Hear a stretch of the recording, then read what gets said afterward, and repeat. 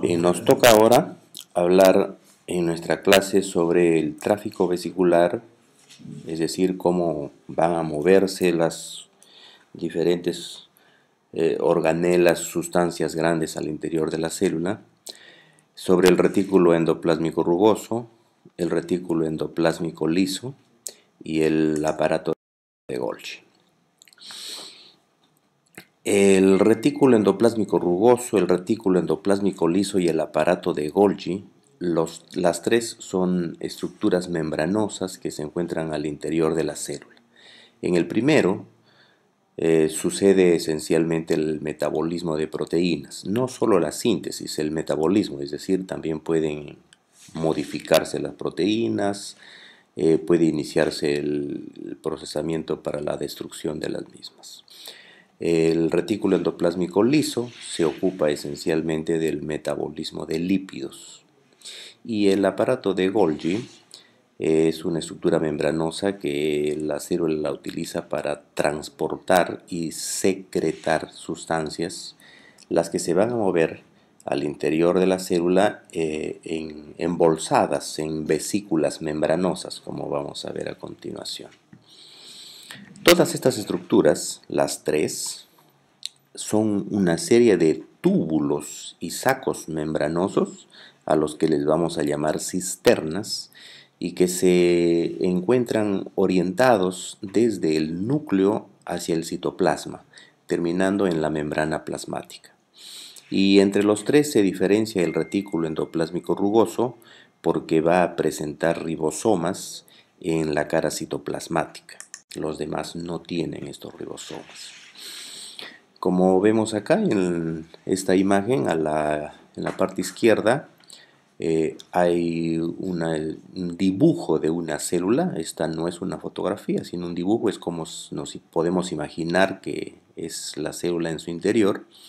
En el centro tenemos el núcleo, hay diferentes estructuras que son cortadas. Por ejemplo, vemos mitocondrias, aquí vemos un centrosomas con sus dos centriolos, hay túbulos. Y en la parte inferior vemos las estructuras membranosas que constituyen el retículo rugoso, esto que tiene puntitos oscuros, que son los ribosomas en su superficie, y el retículo liso hacia la derecha, que carece de estos ribosomas. Y en la parte izquierda inferior, otra serie de sáculos membranosos que viene a ser el aparato de Golgi. En la estructura de la derecha sí podemos ver una imagen que es una fotografía de microscopía electrónica de transmisión, donde en el centro se ve una porción del núcleo. Luego vemos cortadas algunas mitocondrias, hay unas vesículas oscuras, probablemente lisosomas o algunas otras estructuras. Y en la parte inferior toda una serie de membranas. Tenemos el retículo rugoso como membranas paralelas en la parte inferior izquierda y el retículo liso que está más hacia el interior. Todavía acá no puedo apreciar cuál es la diferencia entre el retículo rugoso y el retículo liso porque la magnificación de la imagen no me lo permite, pero vamos a observar en otras con más detalle.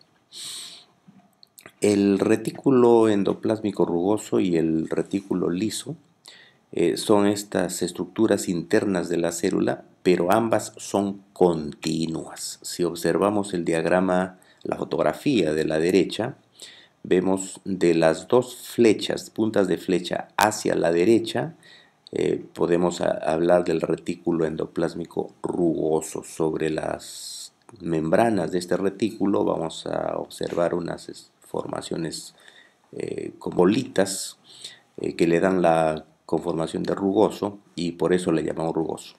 Y desde las puntas de flecha hacia la izquierda, miren que es la misma membrana. Se continúa la misma membrana, pero carece de ribosomas.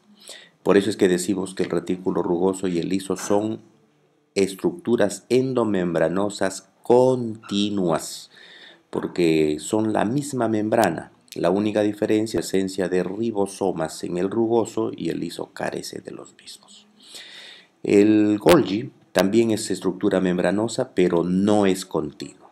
Es una estructura de membranas que queda descontinuada de los retículos. ¿Y dónde quedan estas estructuras membranosas en la célula?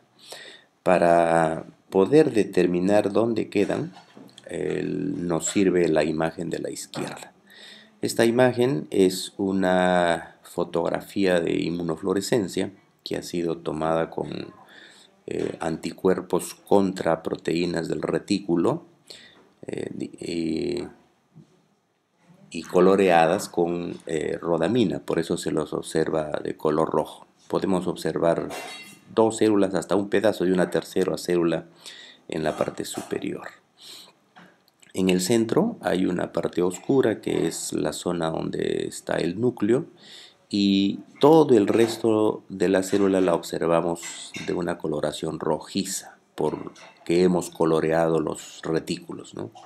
El retículo endoplásmico. Y esto nos permite observar cómo este retículo ocupa prácticamente toda la célula, ¿no? Va desde la parte interna, desde el núcleo, hacia la membrana celular. Repito, es una fotografía obtenida con inmunofluorescencia indirecta porque se ha usado anticuerpos contra retículos y conjugados con rodamina, ¿no? Muy bien. Entonces, si nosotros hacemos un dibujo de la célula, no foto, sino dibujo de la célula, más o menos tendríamos una imagen como la de la parte superior en este slide. En este color más o menos lila tenemos las membranas del retículo y en marrón sería el citoplasma de la célula. Miren que son membranas que dejan bolsas. Y vemos unos puntitos oscuros negros encima de la membrana. En la parte citosólica son los ribosomas. En cambio, la parte interna de la bolsa de esta membrana no tiene ribosomas. En esta parte interna van a suceder la síntesis de proteínas, como lo vamos a ver a continuación. Y esta es un dibujo. Nosotros podemos ver que esto sucede en una célula haciendo cortes, y tenemos dos imágenes en la parte inferior. La primera, a la izquierda, es una imagen de microscopía electrónica de transmisión donde se han cortado estas regiones intracelulares donde hay retículo rugoso, y podemos observar toda una serie de membranas, ¿no? Todas estas líneas paralelas son las membranas internas, las membranas del retículo. Y miren lo interesante, que en una región tenemos el espacio lleno de puntitos oscuros que van a ser los ribosomas en la cara citoplasmática, ¿no? Pero la siguiente región paralela carece de estos ribosomas. Esta es la parte interna de la bolsa del retículo, llamada matriz del retículo. La siguiente, nuevamente tenemos ribosomas, es la parte citoplasmática. La siguiente no tiene ribosomas, es parte de la matriz del retículo. La siguiente nuevamente citoplasma, matriz, citoplasma, matriz, citoplasma, matriz, y así sucesivamente. Acá claramente podemos observar cómo los ribosomas se encuentran solamente en la cara mitocondrial de las membranas del retículo. Si nosotros pudiéramos hacer un corte acá, enfriando para que quede totalmente dura, y al darle un golpe al tejido se destape, entonces tendríamos una imagen como la de la derecha. Esta está obtenida mediante microscopía electrónica de barrido, scanning se le llama, ¿no? Por eso MES. Y se ha levantado la parte del citoplasma de la célula que queda acá encima y nos deja ver los bordes de la membrana reticular, y todo cubierto de estas bolitas que vienen a ser los ribosomas, por lo que me certifica que esta es la parte citoplasmática del retículo. Si se hubiera roto y hubiésemos visto por debajo, no encontraríamos ribosomas porque estaríamos en la matriz del retículo. Muy bien. ¿Qué moléculas tiene que mover la célula en su interior? Tiene una gran cantidad de moléculas grandes. Ya sabemos que las moléculas muy pequeñas pueden atravesar la membrana por los mecanismos de transporte a través de membrana. Pero cuando están dentro de la célula, estas se van a movilizar a través del citoplasma y lo van a hacer, como vamos a ver, en estructuras membranosas. Pero, ¿cómo determino los tipos de moléculas que maneja la célula? Las podemos clasificar en tres tipos: moléculas de exportación, moléculas propias y moléculas importadas. Las moléculas de exportación son aquellas que fueron fabricadas por la célula y exportadas fuera de la célula porque tienen que cumplir alguna función afuera. Pueden ser enzimas para catalizar diversas reacciones, como por ejemplo las enzimas del jugo gástrico, pepsina, quimotripsina, etc. Pueden ser hormonas que son fabricadas por las células y vertidas hacia sangre para transportarse hacia los tejidos donde tienen que trabajar. O pueden ser receptores, algunos receptores que son fabricados primero como moléculas de membrana, pueden ser cortados para que queden libres fuera de la célula. Por eso se les llama de exportación. Luego tenemos las moléculas propias. Son moléculas fabricadas por la célula para que trabajen en la misma célula. También tenemos enzimas. Todas las enzimas, por ejemplo, para degradar los azúcares, están al interior de la célula. Tenemos receptores que la célula las va a fabricar y las tiene ancladas a su membrana. Por eso es que son moléculas propias y sirven para fijar a otras moléculas que estén hacia el exterior de la célula. O moléculas constitutivas. Son aquellas moléculas que son fabricadas por la célula y sirven para fabricar algunas estructuras que necesite la célula. Por ejemplo, las proteínas de canal, los poros, etc. El tercer tipo de moléculas son las importadas. Son aquellas moléculas que la célula no puede fabricarlas y que necesitándolas tiene que meterlas a su interior desde fuera. Por ejemplo, los nutrientes que sirven para que se alimente, moléculas de señalización que dan órdenes a la célula, son fabricadas por células, vertidas al exterior y captadas nuevamente por otras células que deben de meterlas a su interior para captar la orden que traen. Y moléculas de procesamiento, que van a ser aquellas moléculas que fabrica la célula y les va a servir, no las fabrica la célula, no, son moléculas que las trae desde fuera y las va a usar para procesar algunas moléculas más complejas que necesite o para fabricar con ellas estructuras que necesite la célula. ¿Cómo se realiza este movimiento de moléculas al interior de la célula? Se hace en vesículas. El movimiento es un movimiento vesicular. La biosíntesis, la secreción y la endocitosis unen toda una red interconectada de endomembranas al interior de la célula. Y el transporte se hace desde una estructura membranosa. Puede ser cualquiera estructura, puede ser un retículo, puede ser un lisosoma, etc. Y hay un montón de moléculas en su interior que pueden estar libres, pueden estar ancladas a la membrana o pueden ser incluso moléculas de membrana. Y esta membrana en la estructura comienza a formar un bulto acá que se llama yema. Por eso es que este proceso se le llama gemación. Donde sucede esto es en este compartimento membranoso que se llama compartimento donador, porque es el que está donando las yemas. Sigue creciendo esta estructura hasta que llega a estrangularse. Mientras esté unido al compartimento donador, se llama yema. El momento que se estrangula y queda libre, se llama vesícula. Esta vesícula va a llevar en su interior algunas proteínas o algunas moléculas libres, sueltas, algunas que están ancladas a la membrana con receptores o algunas que son parte integral de la membrana.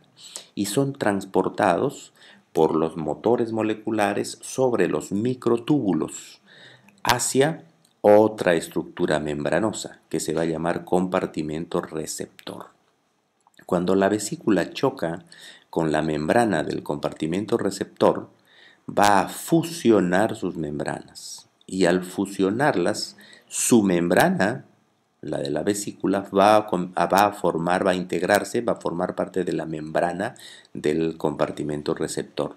Y al hacer eso va a liberar todo el contenido vesicular hacia el nuevo compartimento receptor.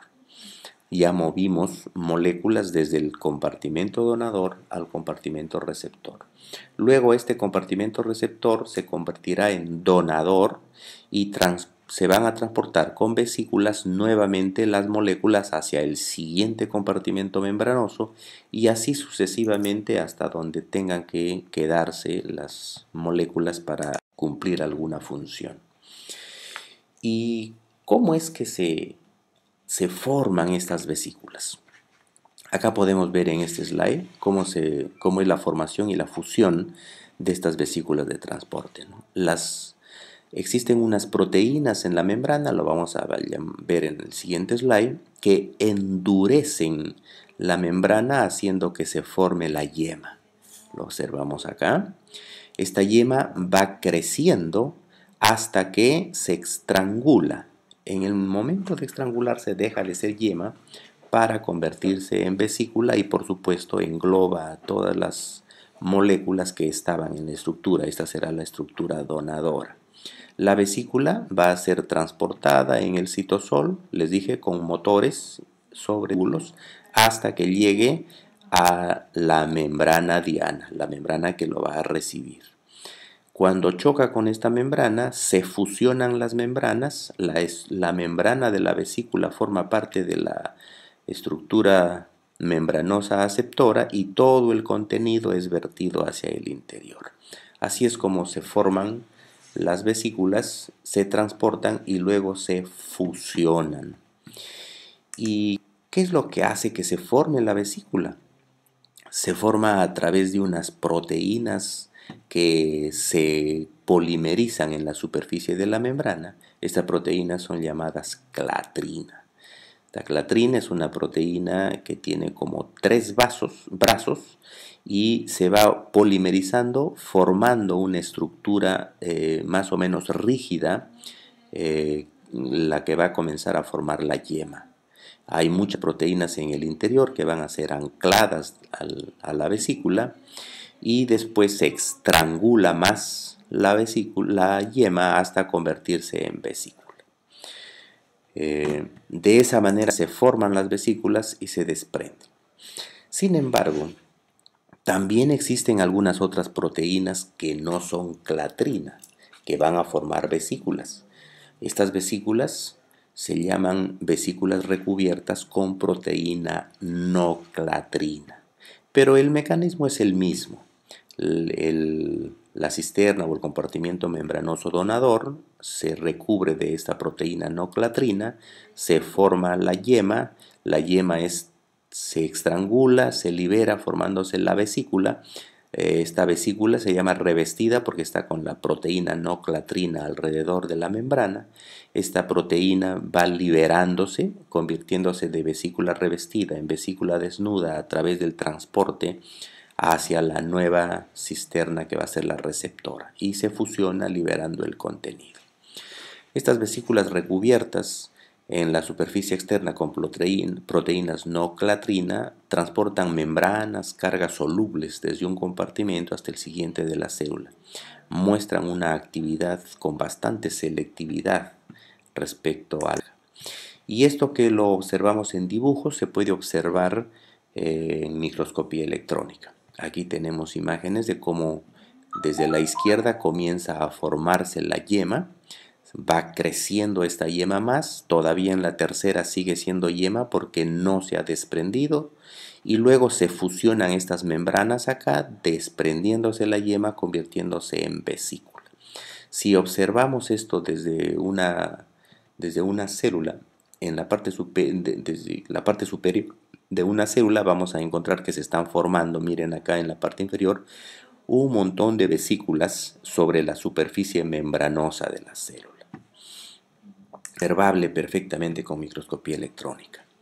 La membrana de la vesícula y la membrana plasmática deben entrar en contacto para que se fusionen y de esa manera se integre la membrana de la vesícula a la membrana de la estructura receptora.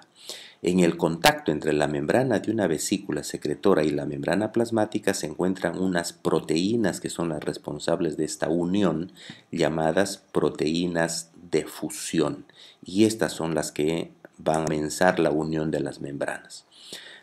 Se acerca una membrana, como lo vemos en el dibujo de la derecha, y las proteínas de unión de ambas membranas se entran en contacto, se forman estructuras más complejas y luego los fosfolípidos de las membranas se integran entre ellas y se fusionan la membrana. De esta manera se fusionan las membranas. En la imagen de la izquierda vemos algunas vesículas membranosas que están entrando en fusión entre ellas, ¿no? Por fusión de membranas. ¿Ok? Mediante estos mecanismos sucede el transporte de estas sustancias con vesículas hacia el interior o desde el interior de la célula.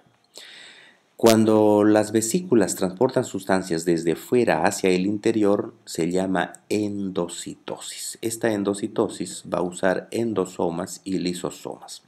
En el diagrama podemos observarlo a la derecha, la endocitosis como desde la membrana celular se van vesiculando algunas estructuras formando vesículas endofíticas y andan hacia el interior de la célula.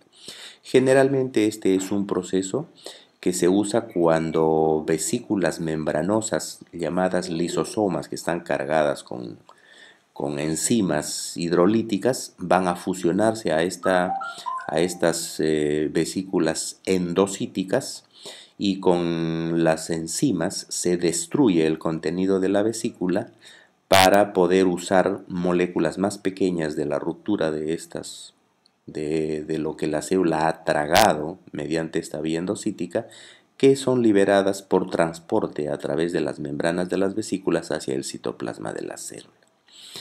Pero así como pueden entrar sustancias, también pueden salir sustancias. Y la salida de las sustancias, que es la exocitosis, requiere de dos procesos, la biosíntesis y la secreción.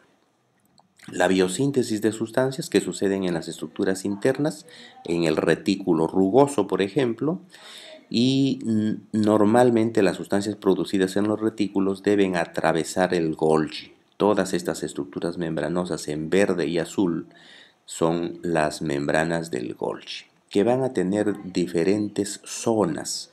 Una región que mira hacia el núcleo, la más interna, que se llaman cisterna cis, la región cis, la cara cis. En el centro hay una serie de membranas que son las membranas que forman las cisternas medias, y hacia la parte que da hacia la membrana plasmática en la célula tenemos la región trans del Golgi. Las sustancias que son producidas en los retículos son transportados por vesículas hacia el Golgi y luego mediante vesículas pasan a través de todas estas capas membranosas del Golgi hasta la región trans, donde se forman las vesículas de secreción que van a llevar las sustancias hacia el exterior de la célula. Cuando se transportan estas sustancias hacia el exterior, vamos a tener la vía secretora. Esta vía secretora va a tener dos formas.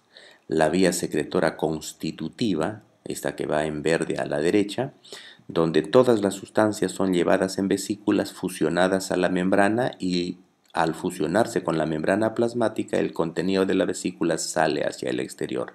Si esto sucede constantemente, entonces se llama vía constitutiva.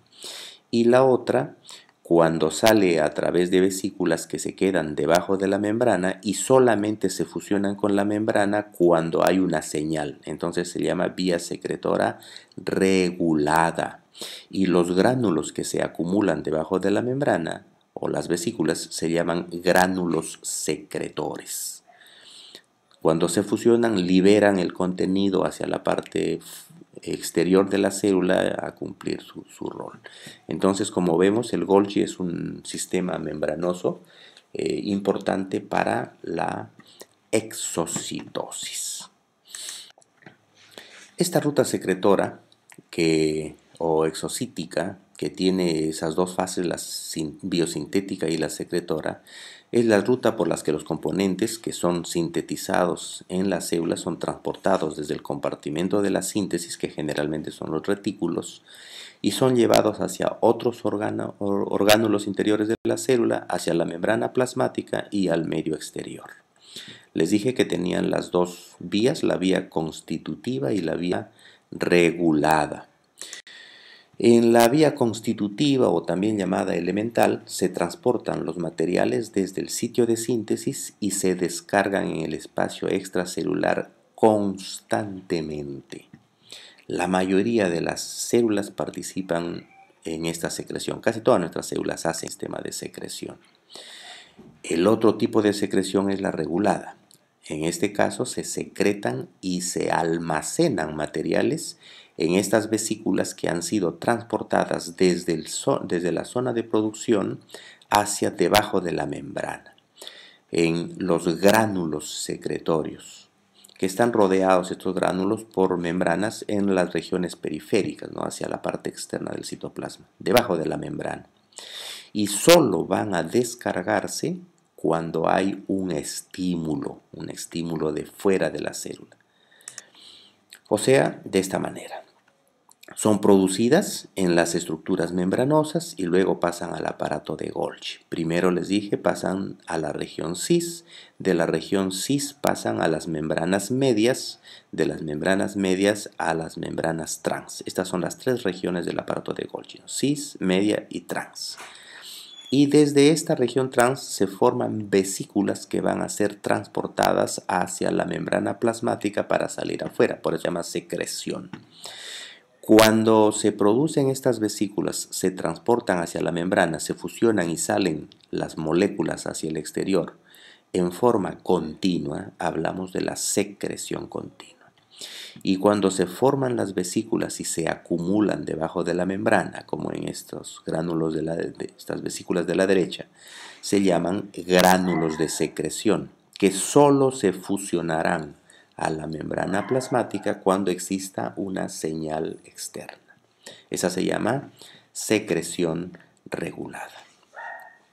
Entenderemos que para que esta función que tiene que cumplir la célula, la secreción esencialmente, suceda eficientemente, las vesículas tienen que salir con una orientación. Esta orientación es indispensable en estas células secretoras y se llama polarización. Podemos decir que las células secretoras tienen estructuras polarizadas que facilitan su función.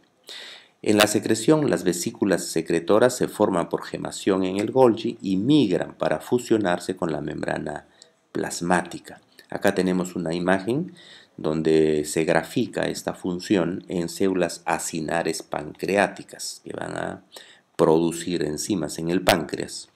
Y como vemos en el diagrama, tenemos el núcleo de la célula, luego tenemos el retículo rugoso alrededor del núcleo, luego tenemos las membranas del Golgi y observamos unos puntitos negros en la primera imagen de la izquierda, unos puntitos rojos en la imagen de la izquierda, que son las proteínas que se están sintetizando en el retículo y se los ha pintado de rojo para indicar que fueron marcados radioactivamente. Minutos más tarde, la segunda imagen, vamos a ver cómo estos puntitos rojos ya no están en el retículo, sino en el Golgi. Por eso es que decimos que son transportados desde el retículo al Golgi. Y después de unos 120 minutos, unas 2 horas más o menos, vemos cómo estos puntitos rojos están saliendo en las vesículas cuando éstas se fusionan con la membrana de la célula. Pero miren la orientación, lo que se llama polarización en estas células, que es retículo Golgi, vesículas y luego la membrana citoplasmática, ¿no? Esta orientación retículo, Golgi y vesículas o gránulos de secreción es la polarización. Y esto es indispensable en estas células secretoras porque tienen que eliminar esta sustancia solo por esta región. Estas células acinares tienen que botar esto hacia el exterior, hacia nuestro tubo digestivo. Seguramente esta región está anclada hacia el músculo, así que no le sirve a esta célula tener las vesículas en esta región inferior. Eso es lo que le llamamos polarización. Sucede también esto en una célula secretora como esta, por ejemplo, que se encuentra en colon de rata.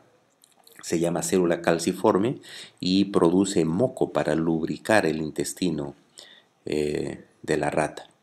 Miren también en esta célula como en la parte inferior es la parte que está anclada seguramente al músculo y por eso el núcleo está pegado a esa zona de la célula y todo el retículo donde se están sintetizando estas sustancias. Y luego pasan a las membranas del Golgi, que acá está en verde.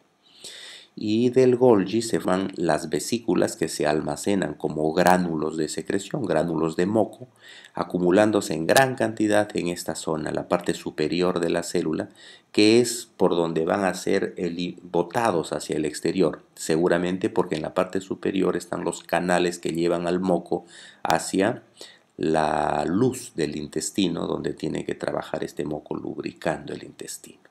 Este es un dibujo también para esta célula secretora, la célula calciforme de colon de rata. Pero es real. En la siguiente imagen podemos observar también una célula secretora de moco, se llama célula de Brunner y está en los intestinos delgados de ratón. Produce también moco y este es un corte en microscopía electrónica de transmisión.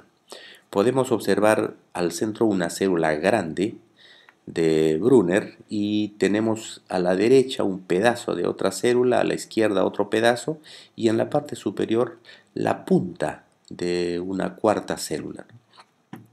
Miren, toda la parte inferior en la célula central está llena de membranas que son retículo rugoso, el Golgi en la parte media de la célula y los gránulos de secreción, que son estos puntos oscuros, todos alineados en la parte superior, en la punta, porque esta parte de la célula, esta punta, es la que está dando hacia el conducto que va a llevar al moco hacia el intestino. Y lo mismo sucede con todas las otras células, tienen los gránulos acumulados alrededor del conducto. Esta orientación que deja hacia un lado el retículo, el Golgi en medio y todos los gránulos solo hacia la zona donde van a ser secretadas las sustancias, se llama polarización. ¿Ok? ¿Y dónde se producen estas sustancias o cómo se producen estas sustancias en una célula para luego ser transportadas y llevadas hacia donde tengan que cumplir alguna función? Las proteínas pueden ser sintetizadas en ribosomas, que pueden estar libres en el citoplasma o pueden estar adheridos a las membranas del retículo endoplásmico rugoso. Y la distribución de las proteínas a la célula depende del lugar donde han sido sintetizadas. Si una proteína es sintetizada en ribosomas libres, en el diagrama de la izquierda, miren, el ribosoma lee al RNA mensajero y a partir de la información del mensajero se sintetiza la proteína. Esta proteína en ribosoma libre irá al núcleo, a la mitocondria, a cloroplastos o a peroxisomas. Ese es el destino de las proteínas cuando son sintetizadas en ribosomas libres. Y cuando son sintetizadas, en el diagrama de la derecha, sobre la membrana del retículo rugoso, miren, el ribosoma está leyendo el RNA mensajero, pero está sentado sobre la membrana del rugoso, la proteína es sintetizada hacia la luz, hacia la matriz, el interior del retículo, a través de este canal que es un canal enorme proteico, lo vamos a ver a continuación.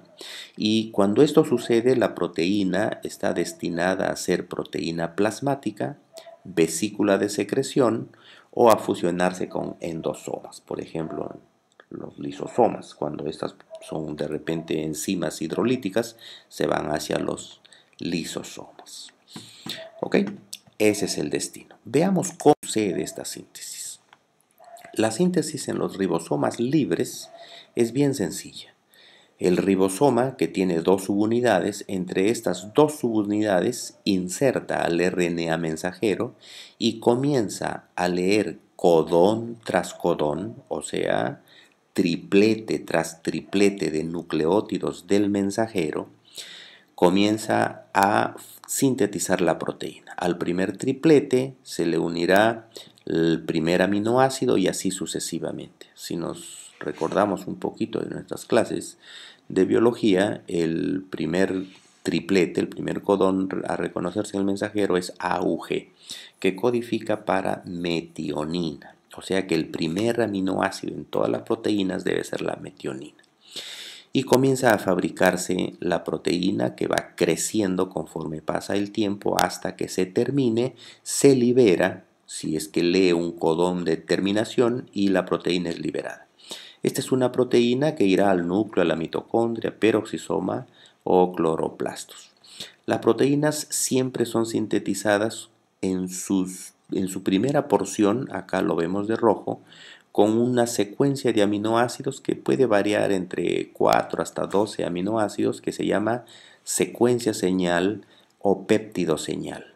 Frecuentemente este péptido señal impide que esta proteína funcione hasta cuando tenga que hacerlo. En ese momento se corta el péptido señal y la proteína comienza a funcionar. Todas las proteínas comenzarán entonces en su extremo amino con una metionina, pero cuando son maduras no siempre lo tienen, porque al cortarse el péptido señal se elimina esta metionina original. Así se va a sintetizar la proteína en ribosomas libres. Y cuando esta síntesis proteica sucede en ribosomas sobre membranas del retículo endoplásmico rugoso, el proceso es un poquito más complicado. Necesitamos algunas otras sustancias, por ejemplo, SRP, que es una partícula de reconocimiento de señal. Necesitamos un receptor de SRP, es el receptor de esta partícula. Necesitamos otras proteínas llamadas chaperonas, de las que las más importantes son calnexina, calreticulina y HSP70. HSP viene de Heat Shock Protein y 70 porque pesan alrededor de 70 kilodaltons. Las más importantes HSP70 son VIP y SEC6263. Estas chaperonas se van a encontrar al interior de la matriz. Ahorita lo vamos a enterar. A ver, ¿cómo sucede? Entonces tenemos el ribosoma que está en el citoplasma, abajo tenemos una franja celeste que es la membrana del retículo rugoso y hacia el interior, un celeste más claro, la luz o la matriz del retículo endoplásmico rugoso. Necesitamos que en esta membrana del retículo haya una proteína insertada, es una proteína transmembranosa, esta celeste, que es el receptor de SRP, de esta partícula de reconocimiento de señal. Y al costado tenemos una proteína de canal que le vamos a llamar translocón. Miren que es importante que el translocón esté al costado del receptor de SRP. El receptor de SRP va a reconocer a SRP, que es un péptido, acá en amarillo, una proteína chiquitita, que está en el citosol de las células alrededor del retículo. Entonces, cuando el RNA mensajero entra entre las dos subunidades del retículo, se sintetiza primero el péptido señal, y este péptido señal es reconocido por SRP. Mientras SRP no esté unido al péptido señal, su receptor nunca lo reconoce. Pero cuando se une SRP al péptido señal, el SRP es reconocido por su receptor y al unirse lo sienta textualmente al ribosoma sobre el translocón, sobre este canal. Cuando se sienta el ribosoma sobre el translocón, sigue sintetizando la proteína a través del canal y la mete hacia el interior del retículo. En ese momento se libera SRP por configuración tridimensional de su receptor y se va a unirse a otro péptido señal de otra proteína que esté sintetizándose en otro ribosoma.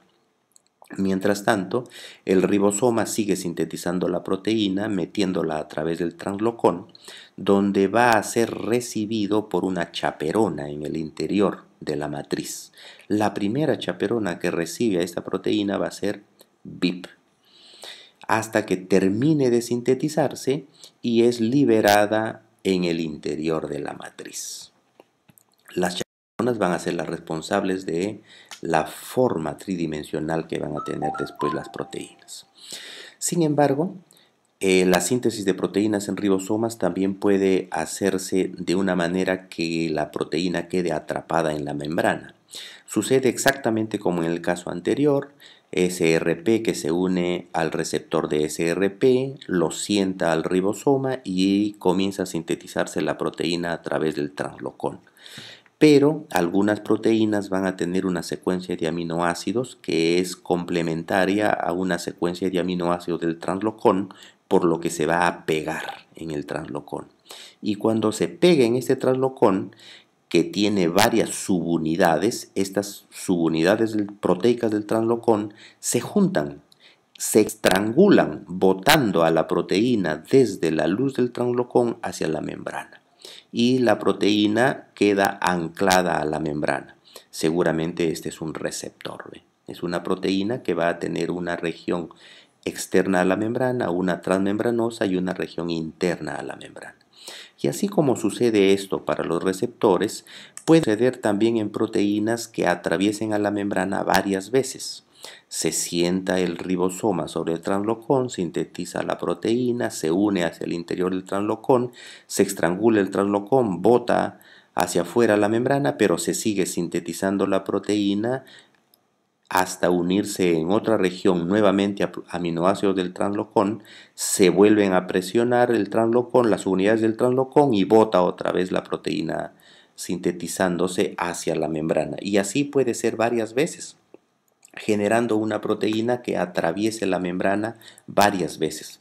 Generalmente son las proteínas que hacen poros o canales en la membrana. De esa manera es que se sintetizan estas proteínas. Les dije que cuando se sienta el ribosoma y bota la proteína hacia la matriz del retículo endoplásmico, miren cómo BIP recoge a esta proteína y coordina la unión de otras chaperonas que van dándole vueltas a la proteína, dándole la estructura tridimensional que necesite para trabajar. Y de esta manera tiene una estructura tridimensional compleja. Sabemos que las proteínas tienen niveles estructurales, ¿no? Desde estructura primaria hasta estructura cuaternaria. Sin embargo, además de tener estas estructuras complejas, las proteínas pueden glucosilarse.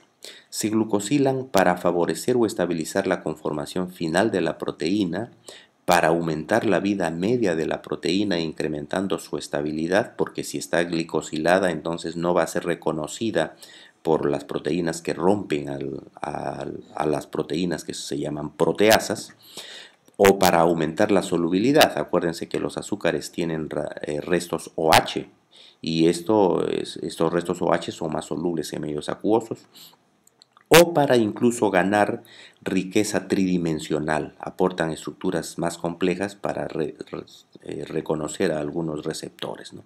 Eso se glicosila. ¿Y cómo sucede la glicosilación?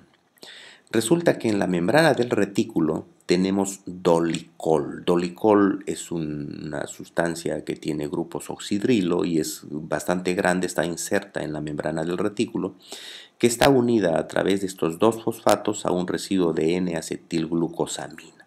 Y esta N-acetilglucosamina unida a una cadena grande de azúcares, manosas, glucosas o a veces incluso otros azúcares. Cuando nuestra proteína está pasando por el translocón porque está sintetizándose hacia el interior de la matriz, cuando encuentra un residuo de asparagina, del aminoácido asparagina, el dolicol puede hidrolizar estos fosfatos y une el residuo de N-acetilglucosamina a la asparagina. Luego se van a cortar algunos de los azúcares, pero queda toda la cadena azucarada mediante este puente de N-acetilglucosamina unido al residuo de asparagina, y ya voy a tener una proteína con un residuo glucosídico, un residuo de azúcar. Y esto puede suceder varias veces como tantas asparaginas tengan nuestra proteína. Y algunas proteínas no son transmembranosas, ni siquiera libres, sino solamente están pegadas a la membrana. ¿Cómo se sintetizan? Eso sucede cuando la proteína atraviesa el translocón durante su síntesis, pero en la membrana tenemos en algunos casos en la membrana del retículo, residuos de glicosilfosfatidilinositol. Acá, ¿eh? Y estos residuos de glicosilfosfatidilinositol están unidos mediante un oligosacárido a etanolamina. Esta etanolamina se une a determinados aminoácidos de la proteína que se está sintetizando, y cuando termina la síntesis se corta la proteína y esta va a quedar colgando del residuo de oligosacárido unido a los fosfolípidos de la membrana. Con este puente de etanolamina queda como colgando la proteína. Entonces esta proteína nunca atraviesa a la membrana, sin embargo está pegada a la membrana a través de este puente etanolamina, oligosacárido y glicosilfosfatidilinositol. Estas se llaman proteínas periféricas, ¿no? Proteínas que están solamente adheridas a la membrana. El plegamiento de las glicoproteínas se hace por chaperonas en el interior. Una de las más importantes es la calnexina, que va a trabajar después que BIP recibe a la proteína. La proteína es sintetizada a través del translocón, es recogida por BIP, luego se une calnexina, obtiene su estructura tridimensional, y esta calnexina, calreticulina es otra de estas proteínas que participa en esta función, pero la calnexina es importantísima porque hace el control de calidad final. Si la proteína está mal glicosilada o está con una estructura tridimensional no como la que debe ser para que cumpla su función, esta proteína no va a ser mandada hacia la vesícula. Si estuviera bien, va a la vesícula y sigue el proceso que ya vimos. Si no estuviera bien, entonces va a ser remitida hacia un translocón vacío para que salga hacia afuera. Fuera de la membrana del retículo lo va a esperar una proteína que se llama ubiquitina. Es ubiquitinada porque esta ubiquitina se le va a pegar a la proteína, y esa es la señal para que esta proteína sea llevada al proteosoma, que es una estructura proteica como una licuadora que la va a destruir para liberar aminoácidos o péptidos pequeños que van a ser reusados para sintetizar proteínas. Ok, de esa manera podemos reciclar las proteínas mal fabricadas. Bien, veamos el aparato de Golgi. El aparato de Golgi fue descubierto en 1898 por Camillo Golgi, empleando técnicas de coloración argéntica, o sea, plata, colorantes de plata. Está formado por cisternas, sáculos membranosos que son parecidos a los del retículo endoplásmico liso. Se llaman dictiosomas. Estas son agrupaciones de estos sáculos que están acompañados de vesículas. Estas vesículas son de dos tipos: vesículas de transición y vesículas de secreción. Las vesículas de transición son chiquitas y transportan a las sustancias entre las diferentes membranas internas del Golgi. Y las vesículas de secreción son vesículas grandes. Estas se forman en la última cara de la región trans del aparato de Golgi y van a ser las que llevan las sustancias. Estas vesículas llevan las sustancias hacia la membrana plasmática de la célula. Si es continua, a vertirla hacia afuera, y si es regulada, será para formar los gránulos debajo de la membrana. Tiene dos caras: la cara cis, que está dando cara, valga la redundancia, hacia el núcleo de la célula, y la cara trans, que es la cara de maduración, que da cara a la membrana plasmática, donde se van a formar las vesículas que van a ir llevando las sustancias finalmente hacia afuera. Y entre estas dos caras tenemos la región media, con una serie de membranas que para pasar mediante las vesículas de transición todas las sustancias entre estas diferentes caras. Aquí tenemos la estructura del Golgi, miren, la cara cis, acá, la cara cis en la región cis, todas las cisternas cis, acá tenemos las cisternas medias en las membranas medias y acá las cisternas trans. La última membrana, la última cara de la membrana en esta región trans, donde forman las vesículas que salen hacia afuera, se va a llamar red trans, igual como cuando se forman en las vesículas entrando al Golgi. Entonces vamos a tener la red cis, las cisternas cis, las cisternas medias, las cisternas trans y finalmente las redes trans. En la parte superior está un dibujo de lo que es el Golgi y en la parte inferior tenemos un corte de una célula mostrando el Golgi, ¿no? Tenemos igual en la parte inferior la región cis, la parte media y miren las vesículas que se están formando en las redes trans. El aparato de Golgi sirve también para la glucosilación. Hay proteínas que se glucosilan en el Golgi. Y esto permite, dijimos, para darle mayor resistencia a la proteína, mayor solubilidad, estabilidad, orientación, carga eléctrica y zonas de reconocimiento a las proteínas para dirigirse hacia donde tengan que funcionar. También el Golgi sirve para la formación de los lisosomas y para la secreción de sustancias que pueden ser glicoproteínas, proteoglicanos, etc. y para la formación de nuevas membranas celular.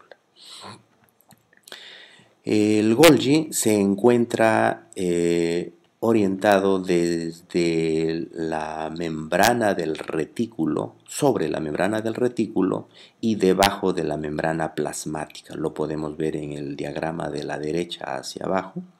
Este es el retículo, en verde el retículo endoplásmico rugoso. Miren, se forman las vesículas y van hacia el Golgi, que está en lila, esta estructura membranosa. Y luego de acá salen de las redes trans las vesículas hacia la membrana plasmática.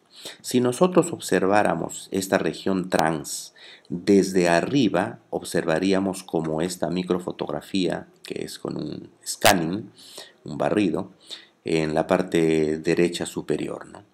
Miren, parece que fuera un cráter de un volcán y que están las vesículas, primero yemas y después vesículas, explotando hacia el interior, hacia el exterior del Golgi para ser transportadas luego hacia la membrana. ¿Y dónde queda este Golgi? En la fotografía de la izquierda, que es una inmunofluorescencia indirecta, que se ha coloreado las moléculas del Golgi con rodamina, por eso se ven rojas, podemos observar la célula esta alargada, el núcleo oscuro central y el Golgi, miren, en una región cercana al núcleo, ¿no? Pero no es tan numeroso como las membranas del retículo que vimos al inicio de la clase. Como vemos, las membranas se fusionan y al fusionarse las vesículas, las membranas de la vesícula con las membranas de las otras estructuras, muchas de estas proteínas que quedan en la membrana teóricamente se podrían perder, pero no es así. Se llama ruta del reciclaje, porque todas estas proteínas que se fusionan a la membrana pasan de la membrana de la vesícula a la membrana de las estructuras, pero cuando estas estructuras formen vesículas, estas vuelven a formar estas proteínas, estas estructuras vuelven a formar parte de las membranas. De tal manera que todas las sustancias se van reciclando. Por eso ponemos acá, algunos componentes de la membrana se internalizan, pero una vez liberada la carga de unión son devueltos a la membrana plasmática para volver a ejercer su función. De esa manera todas estas estructuras, proteínas de canal, receptores, etcétera, se están reciclando en nuestras estructuras membranosas.